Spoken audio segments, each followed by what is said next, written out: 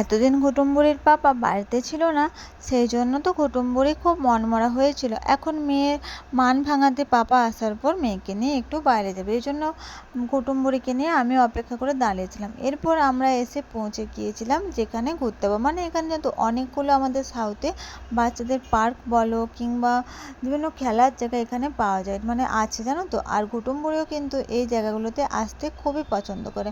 শুধু ঘুটুমবুড়িরই কেন দোষ দেবো বলো, সারাদিন আমরা মেয়েরা মানে বাড়ির বউরা সারাদিন বাড়ির কাজ করতে করতে কতটা ক্লান্ত হয়ে পড়ি বলো। আর সপ্তাহে একদিন যদি বাইরে বেরোনো হয়, কার না ভালো লাগে, তাই না?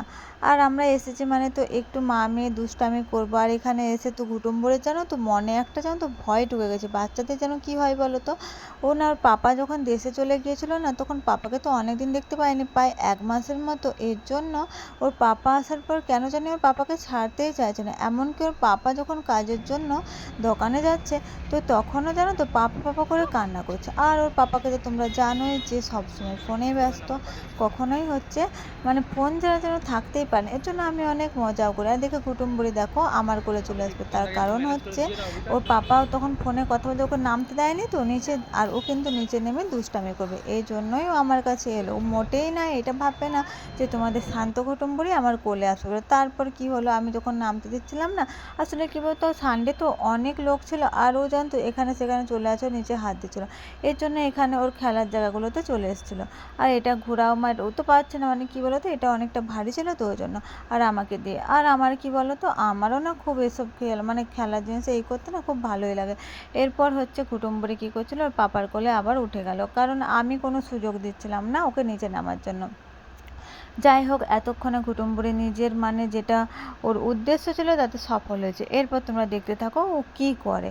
এরপর ওর মানে ওর কোনো নেই জানো তো, ও যেখানে সেখানে এরপর ছুটতেই থাকবে, জিনিসপত্রতে হাত দিতেই থাকবে।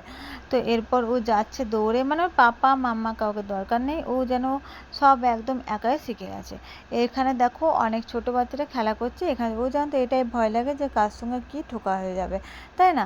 আর এখন দেখো খুব সন্ধে সন্ধে হয়ে গেছিলো, তো জায়গাটা দেখো এত সুন্দর লাগছে। এখানে সবাই ফটো তুলতেই ব্যস্ত কিংবা ভিডিও বানাতে যে যেভাবে ব্যস্ত। আর জায়গাটা দেখো সন্ধেবেলা, তো এই জন্য আলোটাও খুব সুন্দর দেখতে লাগছে, আর জায়গাটাও খুব সুন্দর। আর সানডে বলে অনেকটা ভিড় ছিল। অন্য কোনো বারে মানে যদি ছুটির দিন ছাড়া অন্য কোনো ডেতে আসা হয় না, জায়গাটা জানো তো আরও ফাঁকা লাগে, আরও সুন্দর লাগে। আর একদিন এসেছিলাম কুটুমবুড়ির পাপার সাথে, সেটা ছিল সানডে। সানডে ছিল না, মানে মনডে কিংবা কোনো হচ্ছে ছুটিতে মানে হলিডে ছিল না। সেদিন জানো তো জায়গাটা এত ফাঁকা লাগছিলো, মানে মন খারাপের সময় তুমি যদি এখানে চলে আসো আর বসার জায়গাতে বসে যদি তোমরা ঝিলটার দিকে তাকিয়ে থাকো না, মনে হয় যেন সব মন খারাপ এক নিমেষেই চলে যাবে। আর এই জায়গাটাতে আমার আসতে এতটাই ভালো লাগে।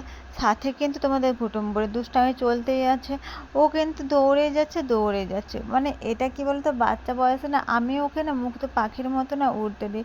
কী হয় বলো তো, আমরা বড় হয়ে গেলে মানে বিয়ে বলে সেটা না, বিয়ের আগে পর্যন্ত বাবা মার চিন্তা, নিজেদের পড়াশোনার চিন্তা যখন মাথার মধ্যে চলেই আসবে না, তখন জানতো এই যে সরল মানে ঘোরা বা এই যে বাচ্চামিটা না আর কখনোই ফিরে পাওয়া যাবে না। তাই জন্য আমি আর মেয়েকে মুক্ত পাখির মতো উড়তে দিই।